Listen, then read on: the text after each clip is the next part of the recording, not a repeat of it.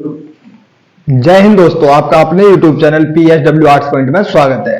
तो आज हम लेके आए हैं आपके लिए एक नई वीडियो 5th सेमेस्टर वालों के लिए, जिनका जो पेपर है administration and public policy concept and theories, जो लोक प्रशासन से रिलेटेड जो पेपर है उसके जो इंपोर्टेंट क्वेश्चंस हैं हम उनको लेकर वीडियोस बनाएंगे। तो आज पहली वीडियो है उस पेपर से रिलेटेड और पहला क्वेश्चन डिस्कस करेंगे। इस पेपर में आपके 6 क्वेश्चन आते हैं, उसमें से 4 आपको अटेम्प्ट करने होते हैं। तो ये फिक्स क्वेश्चन होते हैं कुछ, तो उनमें से जो सबसे पहला क्वेश्चन है आपका, इसको किस तरीके से अटेम्प्ट करना है वो हम जानते हैं। पहला क्वेश्चन आता है आपका, लोक प्रशासन को परिभाषित कीजिए। लोक प्रशासन के अध्ययन के विभिन्न उपागमों की विवेचना कीजिए। तो define public administration and discuss various approaches to the study of public administration. जो डिफरेंट टाइप की अप्रोचेस जो देखने को मिलती है हमारे को, अलग अलग दृष्टिकोण देखने को मिलते हैं, किस तरीके से जो है पब्लिक पॉलिसीज का और जो एडमिनिस्ट्रेशन का अध्ययन किया जाता है, तो उसे हम समझेंगे। तो इस क्वेश्चन को सबसे पहले अटेम्प्ट करने के लिए आपको क्या करना है, परिचय देना है इसका। तो इसमें लोक प्रशासन जो है पब्लिक एडमिनिस्ट्रेशन, इसका पिता किसे कहा जाता है, वुड्रो विल्सन को। वुड्रो विल्सन इसके फादर कहे जाते हैं पब्लिक एडमिनिस्ट्रेशन के। और विल्सन के अनुसार ही लोक प्रशासन को व्यापक तथा व्यवस्थित रूप में लागू करने की अभिव्यक्ति को इन्होंने लोक प्रशासन कहा है। किसको? विकास जो एक तरह से होता है उसके लिए लोक प्रशासन की जो भी नीतियां होती हैं व्यवस्थित रूप से एक तरीके से, एक सिस्टमेटिकल तरीके से जो उन्हें इंप्लीमेंट करना, एग्जीक्यूट करना, वही क्या कहलाता है, लोक प्रशासन या हम पब्लिक एडमिनिस्ट्रेशन जिसको कहते हैं। इसमें वे सारे कार्य आते हैं, वो सारे वर्क जितने भी होते हैं जिनका मेन जो ऑब्जेक्टिव होता है वो क्या होता है कि सार्वजनिक नीति का निर्माण करना और उन्हें समाज के अंदर लागू करना। एक तरह से जो ऐसी गवर्नमेंट पॉलिसीज वगैरह या ऐसी नीतियां बनाना जिससे कि सार्वजनिक हित हो, ना कि पब्लिक हित हो, कि सभी लोगों का समान रूप से उसमें सार्वजनिक हित होना चाहिए। उन नीतियों को ये बनाने का कार्य करते हैं। इसके अंतर्गत हम किन लोगों को रखते हैं, नौकरशाही के। जैसे कि हम कार्यपालिका की बात करते हैं तो नौकरशाही होती है जो स्थायी कार्यपालिका कहलाती है, जिसके अंदर हमारे अखिल भारतीय सेवा आती है, IAS अधिकारी हो गए, IPS अधिकारी हो गए। तो ये सारे अधिकारी जिनके लिए UPSC का एग्जाम होता है, जैसे आप जानते हो, तो यूनियन पब्लिक सर्विस कमीशन के द्वारा ये एग्जाम जो है एक तरह से कंडक्ट करवाया जाता है। और इस एग्जाम को देने के बाद जो अधिकारी बनते हैं, जो लोक अधिकारी कहलाते हैं, वो एक तरह से IAS वगैरह, उन्हें हम लोक अधिकारी के रूप में जानते हैं। तो उनके जो कार्य होते हैं वो क्या कार्य होते हैं, वही लोक प्रशासन से संबंधित कार्य होते हैं। उनके द्वारा अनेक नीतियां बनाई जाती हैं, पॉलिसीज जो बनाई जाती हैं वो सार्वजनिक हित के लिए कार्य करती हैं, कि समाज में किस तरीके से जन कल्याण का कार्य करना है, उसको लेकर सारी नीतियां बनाना और उन्हें इंप्लीमेंट करवाना, वो लोक प्रशासनिक अधिकारियों का ही कार्य होता है। जो ये नीचे से लेकर डिस्ट्रिक्ट लेवल से, जैसे DM होता है, DM से लेकर ऊपर तक हमारे को स्टेट लेवल तक, स्टेट लेवल से ऊपर हम सेंटर के लिए जो कार्य करते हैं कुछ DM, उनके लिए भी यही एक कार्य का जो पैमाना होता है और उनकी एक सीमा होती है कि कौन कौन से कार्य वो कर सकते हैं, कौन से नहीं। उन्हें स्थायी कार्यपालिका इसलिए कहा जाता है क्योंकि इनका किसी भी गवर्नमेंट से मतलब नहीं होता। इनका मतलब होता है सिंपल सा कि देश के लिए अच्छी नीतियां बनाना, सार्वजनिक हित की नीतियां बनाना, उन्हें लागू करवाना। चाहे वो कोई भी गवर्नमेंट हो, किसी पार्टी से रिलेटेड इनका कोई भी मेन मकसद नहीं होता कि हाँ हमारे को BJP के लिए काम करना है या कांग्रेस के लिए या किसी भी देश में दूसरे में, जैसे कि हम कहें अमेरिका में। ये हर देश के अंदर जो है पब्लिक एडमिनिस्ट्रेशन पॉलिसीज को फॉलो किया जाता है और इसी तरीके से ये सिस्टमेटिकल तरीके से वर्क करते हैं। तो ये हम देखते हैं कि लोक प्रशासनिक अधिकारी जो है एक महत्वपूर्ण भूमिका निभाते हैं अपनी, जो है सरकार के, और हर अंग से संबंधित इनका संबंध देखने को मिलता है हमारे को, जैसे कि कार्यपालिका, चाहे न्यायपालिका, चाहे फिर विधायिका। इनका किसी से एक कार्यपालिका या विधायिका या न्यायपालिका किसी एक अंग से मकसद नहीं है कि, और एक ही अंग से इनका कार्य नहीं होता कि हाँ उसी से हमारे को संबंध बनाए रखना है और बाकी से नहीं करना कुछ भी। तो इनका जो है मेन ऑब्जेक्ट क्या रहता है, इनका मेन ऑब्जेक्ट ये रहता है कि सभी जो नीतियां हों या जो भी पॉलिसीज हमें बनानी है वो एक जन कल्याण का कार्य करे, जिससे कि हमारे को सोसाइटी के अंदर, जो एक तरह सोसाइटी है, सोसाइटी के अंदर हमारे को डेवलपमेंट देखने को मिले, ज्यादा से ज्यादा लोगों का विकास हो, सार्वजनिक हित में, सभी के हित में जो कार्य किए जाते हैं वो लोक प्रशासनिक अधिकारियों के द्वारा कार्य किए जाते हैं। इसके अलावा हम देखते हैं कि लोक प्रशासन के कार्य क्षेत्र के 5 भाग हैं। जो दूसरा पॉइंट आप डालोगे वो डालोगे लोक प्रशासन के कार्य क्षेत्र। तो कार्य क्षेत्र के 5 भागों को रखा गया है। सबसे पहले सामान्य प्रशासन, जो रोजमर्रा की जरूरतें होती हैं उनको पूरा करने के लिए नीतियां बनाते हैं, जिन्हें हम कहते हैं सामान्य प्रशासन के अंतर्गत रखते हैं। जो इसका एक पहला कार्य क्षेत्र है, क्या है वो, सामान्य प्रशासन। उसके अंतर्गत उन कार्यों को रखा जाता है जैसे कि अगर हम कहें कि स्कूल से संबंधित जो नीतियां बनानी है, या फिर हम कहें अस्पताल से संबंधित जो रोजमर्रा की जिंदगी में, आम लोगों की जिंदगी में जो बहुत ज्यादा इफेक्ट करती हैं वो चीजें, उनसे संबंधित जो नीतियां बनाते हैं वो आते हैं सामान्य प्रशासन के अंतर्गत। उसके बाद आते हैं संगठन से संबंधित। तो जैसे कार्यपालिका, न्यायपालिका, विधायिका, ये संस्था के तौर पर कार्य करते हैं, तो इनके लिए जो नीतियां बनाने का कार्य करते हैं उन्हें हम रखते हैं क्या, संगठन कार्य क्षेत्र के अंतर्गत। पहला क्या बताया मैंने, सामान्य प्रशासन क्षेत्र, दूसरा बताया संगठन प्रशासन क्षेत्र, और तीसरा जो है कार्मिक प्रबंधन, कि किस तरीके से कार्रवाई करवानी है आगे जो है लोगों पे, नीचे के जो अधिकारी होते हैं उन पे किस तरीके कार्रवाई करवानी है, जो एसएससी वगैरह में जो लोग होते हैं उन पे किस तरीके की कार्रवाई करवानी है, वो सारा जो कार्मिक प्रशासन के अंतर्गत आता है, उनको किस तरीके से मैनेज करना है, सारी चीजों को वो इसमें रखते हैं।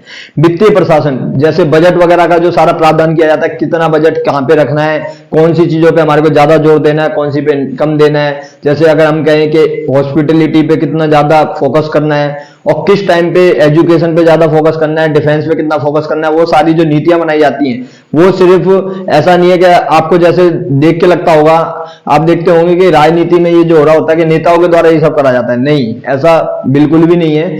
नेता सिर्फ उनको आगे पेश करते हैं संसद के अंदर, जबकि वो नीतियां, जो भी पॉलिसीज वगैरह जो बनाई जाती हैं वो लोक प्रशासनिक अधिकारियों के द्वारा बनाई जाती हैं, चाहे वो बजट से रिलेटेड हो। तो वो जो वित्तीय प्रशासन है उसके अंतर्गत जो बजट की पूरी प्रक्रिया है, बजट तैयार करा जाता है, कितना पैसा कहां पे खर्च करना है, कहां से कितना टैक्स कलेक्शन होगा, सारी चीजें वो इन्हीं के कार्य के अंतर्गत आता है, जिसे हम वित्तीय प्रशासन क्षेत्र कहते हैं। पांचवा जो है भौतिक सामग्री की पूर्ति और भर्ती प्रक्रिया, कि किन किन सेक्टरों में हमारे को भर्ती करनी है, वो सारी चीजें, और इसके अलावा कौन सी चीजें हमारे को एक्सपोर्ट करनी है, कौन सी चीजें इंपोर्ट करनी है, वो सारी चीजों को डिसाइड करना, क्या चीज हमारे यहाँ पे प्रोडक्शन ज्यादा हो रहा है, कौन सा प्रोडक्शन कम हो रहा है, जो चीजें हमें मंगानी पड़ेगी दूसरी कंट्रीज से, कौन कौन सी जो चीजें हैं उनको हमारे को आयात और निर्यात करना है, किस तरीके से कमर्शियलाइजेशन को अपनाना है, और कौन सी कमर्शियल एक्टिविटीज हैं उनको आगे बढ़ावा देना है, तो वो सारी चीजें भी यही डिसाइड करते हैं। तो 5 क्षेत्र हैं इनके, कौन कौन से, सामान्य प्रशासन, फिर संगठन प्रशासन, कार्मिक प्रबंधन, और फिर चौथा है वित्तीय प्रशासन, और 5वां भौतिक सामग्री की पूर्ति और भर्ती प्रक्रिया। तो ये जो है इसके कार्य क्षेत्र हैं। उसके बाद आपको बताना है जो इसका मेन क्वेश्चन है कि अध्ययन के विभिन्न उपागमों की विवेचना कीजिए। तो लोक प्रशासन के अध्ययन के अनेक उपागम हैं, जिसमें जो मेन है वो 4 हैं हमारे, कौन कौन, दार्शनिक, कानूनी, ऐतिहासिक और केस पद्धति उपागम। तो हम इन्हें समझेंगे। सबसे पहले दार्शनिक उपागम क्या है। तो दार्शनिक उपागम ये जो है, ये उपागम जो है लोक प्रशासन का सबसे पुराना अध्ययन करने वाला उपागम है, सबसे पुराना उपागम है, और प्रशासनिक गतिविधियों का अध्ययन करा जाता है इसके अंतर्गत जो है। और क्या होना चाहिए ये इस पे फोकस करता है, क्या होना चाहिए, ना कि क्या है। मेन चीज क्या है, ये जो भी होते हैं क्रिटिकल एनालिसिस करके पूरा जो सिस्टम है या पूरा सिचुएशन जो अभी हमारे को देखने को मिलती है कंट्री की, उसको पूरा एनालाइज करके और क्रिटिकल तरीके से उसको देखकर कि कौन से हम रिफॉर्म लेके आ सकते हैं, कि क्या होना चाहिए, ये इस चीज पे फोकस करता है, ना कि ये कि क्या है, किस तरीके से हम बदलाव ला सकते हैं, उस चीज पे इसका मेन फोकस रहता है। इसमें हमारे को कई एग्जांपल देखने मिलते हैं, जैसे कि प्लेटो की दी रिपब्लिक थी, उन्होंने प्रशासन के बारे में बताया था, वो इसी दार्शनिक उपागम से संबंधित माना जाता है। होब्स का लेवाइथन जो पुस्तक है उसमें ये चीज दिखाई गई है, और स्वामी विवेकानंद के द्वारा भी इस पे बहुत ज्यादा जोर दिया गया है। महाभारत का शांति पर्व, तो ये सारे जो है ये दार्शनिक उपागम से संबंधित हमारे को लेख देखने को मिलते हैं। दूसरा उपागम क्या है, कानूनी उपागम। कानूनी उपागम जो है यूरोपियन कंट्रीज के ज्यादा फॉलो किया जाता है, जैसे कि यूरोप के जो France, Belgium, Germany, Britain, America, ये जो एक्सेट्रा जो कंट्रीज हैं, इन कंट्रीज के अंदर जो है वो है हमारा कानूनी उपागम जो है अध्ययन के लिए ज्यादा फॉलो किया जाता है। जितने भी जो अध्ययन करता है वो कानूनी रूप में अध्ययन करते हैं उनका, कि किस तरीके से लॉ सिस्टम है वहां का, लॉ एंड ऑर्डर जो है वो कैसा है, वो सारी चीजें संस्थाओं के अंदर किस तरीके से लॉ एंड ऑर्डर को मेंटेन करा गया है, वो सारी संस्थाओं का सही तरीके से अध्ययन जो किया जाता है कानूनी उपागम के अंतर्गत किया जाता है।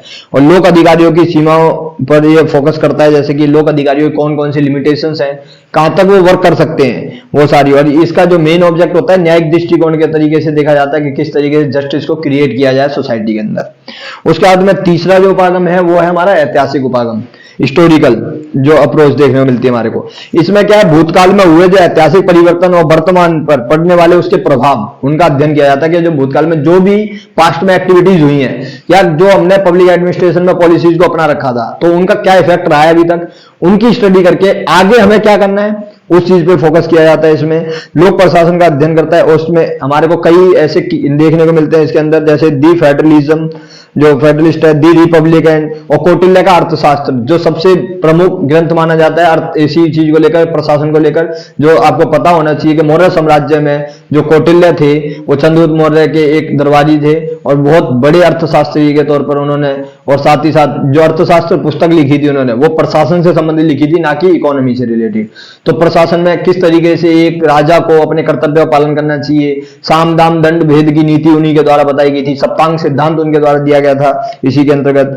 तो ऐतिहासिक उपागम के अंतर्गत हम देखते हैं कि मुगल जो प्रशासन था उसका अध्ययन कराया जाता है और साथ ही साथ ब्रिटिश प्रशासन का और पुरानी प्रशासनिक व्यवस्था है पूरा उसका अध्ययन कराया जाता है इसके अंतर्गत। चौथा है केस पद्धति। तो इसमें क्या है, डिफरेंट टाइप्स के केस लिए जाते हैं, उन केस की स्टडी की जाती है। इसमें ड्वाइट वाल्डो एक प्रमुख समर्थक है इसके, जो इसके सपोर्टर थे, ड्वाइट वाल्डो इसके बहुत बड़े विचारक माने जाते हैं। इनकी केस स्टडी करके इनका अध्ययन करना था और 1952 में 1952 में public administration and policy administration ये इन्होंने ग्रंथ लिखा था, एक बुक लिखी थी जिसमें कि ये सब बताया गया था कि किस तरीके के केस का स्टडी करके जो केस होते हैं उनको स्टडी करके आगे हम उनमें सुधार कर सकते हैं जो पॉलिसीज में। इसके अलावा हमारे को कुछ अन्य उपागम देखने को मिलते हैं जिसमें संरचनात्मक जो कि स्ट्रक्चरल फॉर्म में स्टडी करते हैं। फिर उसके बाद में हम देखते हैं मानव संबंध के किस तरीके से जो रिलेशन देखने को मिलता है हमारे को मानव के बीच में, समाज के बीच में, कि मानव जो है किस तरीके अपनी एक्टिविटीज के द्वारा रिलेशन बनाने की कोशिश करता है। तीसरा व्यवहार, बिहेवियरल अप्रोच जो है इसमें व्यवहार का अध्ययन किया जाता है कि व्यक्ति का क्या व्यवहार रहता है समाज के अंतर्गत, अपने आप को पब्लिक पॉलिसीज के प्रति किस तरीके से वो रखता है। उसके बाद में तुलनात्मक, इसमें एक तक कंपैरेटिव स्टडी की जाती है दूसरी कंट्रीज की, कि हाँ वहां पे किस तरीके का एडमिनिस्ट्रेशन सिस्टम है, अपनी कंट्री में किस तरीके का, फिर उसके बाद में कौन से इंप्रूवमेंट चाहिए, कौन से सुधार, कौन से रिफॉर्म्स की जरूरत है, वो सारी चीजें करने की कोशिश की जाती है। फिर पर्यावरणीय के हमारे को डेवलपमेंट करना है, कल्याण करना है देश का, लेकिन उसके साथ साथ में ये भी ध्यान रखना है कि एक टिकाऊ विकास हो जिसमें कि इन्वायरमेंट को कम से कम नुकसान पहुंचाया जाए और जो फ्यूचर जनरेशन है, आने वाली जो भावी पीढ़ी है, उसको भी एक तरह से जो रिसोर्सेज है उनका फायदा मिल सके, वो इसमें अप्रोच पे जोर दिया जाता है। विकास उपागम, तो डेवलपमेंटल जो अप्रोच है इसमें क्या है कि डेवलपमेंट करना है और किस तरीके करना है, जिसे हम कहते हैं एक नेचुरल डेवलपमेंट हो, लेकिन साथ साथ में जो है समाज में उस डेवलपमेंट का फायदा भी सभी को मिले, ये उस अप्रोच पे जोर देते हैं। उसके बाद लास्ट में आपको इसका कंक्लूजन देना है, निष्कर्ष के किस तरीके से जो है लोक प्रशासन कार्य करता है, इसका अर्थ क्या है वो आपने बताया। फिर उसके बाद में ये उपागम, कौन सा उपागम आपको सबसे अच्छा लगा वो कंक्लूजन में बता देना है। तो ये था आपका पहला क्वेश्चन जिस तरीके से आपको अटेम्प्ट करना है। ओके, तो आगे जो दूसरी वीडियो आएगी आपकी, वो दूसरी वीडियो जो आएगी वो उसमें हम दूसरे क्वेश्चन को डिस्कस करेंगे। तो थैंक यू गाइस, जय हिंद, जय भारत।